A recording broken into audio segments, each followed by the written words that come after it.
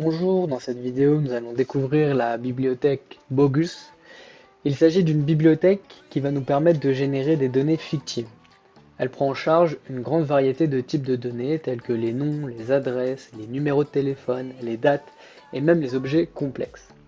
Elle est particulièrement utile pour alimenter des bases de données, générer des données de tests aléatoires ou créer des objets fictifs réalistes pour les tests unitaires. Le nugget à installer est le suivant, c'est bien celui de Brian Chavez. Pour notre premier exemple, nous allons utiliser l'objet personne ici avec donc toutes ses propriétés. La dernière propriété, gender, est une énumération définie ici. On a overridé la méthode toString pour nous permettre d'afficher plus facilement les valeurs des propriétés. Voilà comment avec Bogus on va pouvoir générer une personne avec des valeurs dans les propriétés. Donc l'objet principal de Bogus, c'est le faker qui, grâce à la généricité, permet de définir le type, donc ici personne. Et pour chaque propriété, on va associer une méthode qui va permettre de générer des valeurs. Donc la first name, last name, email, date.past, random.int, pickrandom pour l'énumération gender. Une fois qu'on a défini tout ça, on appelle la méthode generate du faker qui va donc instancier une personne avec des valeurs. Voilà, donc on a un Jarvis Kine avec une adresse mail, une date de naissance et qui est donc de type masculin. On peut régénérer une deuxième fois. On voit qu'on a bien des valeurs différentes. Il est également possible de générer directement une liste de personnes en passant en paramètre le nombre de personnes que l'on souhaite générer, par exemple 3.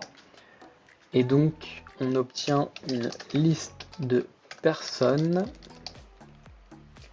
On va pouvoir afficher pour chaque personne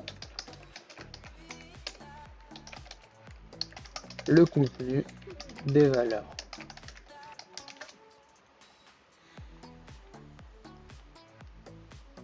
On a bien nos 3 personnes générées avec à chaque fois des valeurs complètement différentes. Nous avons évoqué en début de cette vidéo que cette bibliothèque permettait également de gérer les objets complexes.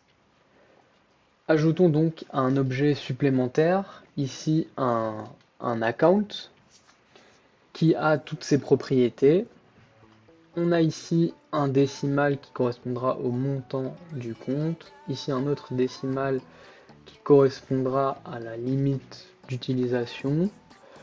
On a également overridé à nouveau la méthode toString pour permettre d'afficher plus facilement les valeurs.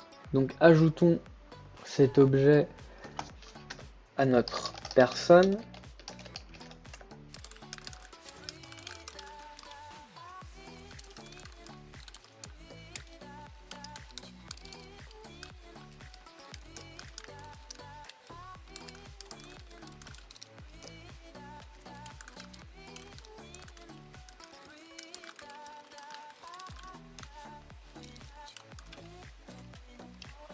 Ensuite, il faut ajouter un faker pour le account qui sera défini de cette façon-là.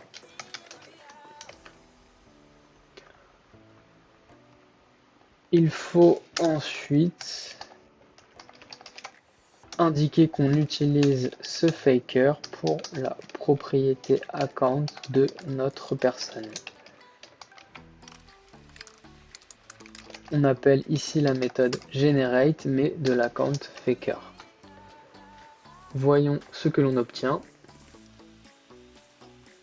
On obtient 3 personnes avec ici les informations de compte, le numéro de compte, un label, un montant, une date de création et une limite d'utilisation. Bogus offre une multitude de propriétés et de valeurs qui peuvent être définies automatiquement, comme par exemple des images CSV et des URI qui pourront donc être utilisées dans du code web. Il permet également de générer des informations sur des bases de données, donc comme une collation ou un moteur de base de données, un engine. Voyons ce que nous retournent ces méthodes.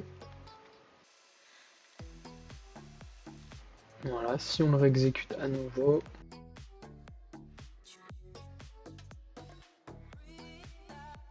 observons maintenant l'utilisation de Bogus pour définir des informations sur un produit. Donc on a ici défini un nom, une description, un adjectif, un département, c'est l'équivalent du rayon, un prix et un code barre. On a à nouveau overridden toString pour l'affichage. Il faut à nouveau définir un faker pour le produit, qu'on va définir ainsi. Donc en fait, grâce à la propriété commerce du faker, il pourra créer un nom de produit, une description, donner des informations sur le rayon, un code barre avec cette méthode EAN13, aussi des adjectifs et un prix. Donc tout ça c'est vraiment natif et c'est directement intégré dans Bogus, et donc pour avoir des données relativement réelles par rapport au contexte. Donc ici, génération de produits. Voilà, donc le nom ici présent, la description, un adjectif, un département, donc un rayon, un prix, avec également un code barre. On peut générer une nouvelle fois. Voilà, on obtient bien à chaque fois des valeurs différentes, des prix différents et des descriptions qui sont cohérentes en termes de sens. Nous arrivons à la fin de cette vidéo. Nous avons donc vu comment, grâce à Bogus, nous pouvons générer des objets avec des valeurs qui peuvent être utiles pour alimenter une base de données test, pour exécuter des tests unitaires. Donc c'est une bibliothèque extrêmement puissante qui permet de générer une multitude d'informations, comme des informations pour des personnes, pour des comptes bancaires, également pour des produits.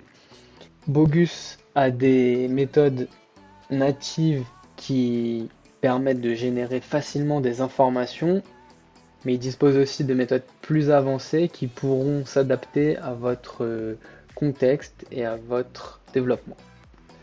Merci d'avoir regardé cette vidéo, je vous dis à une prochaine, bye.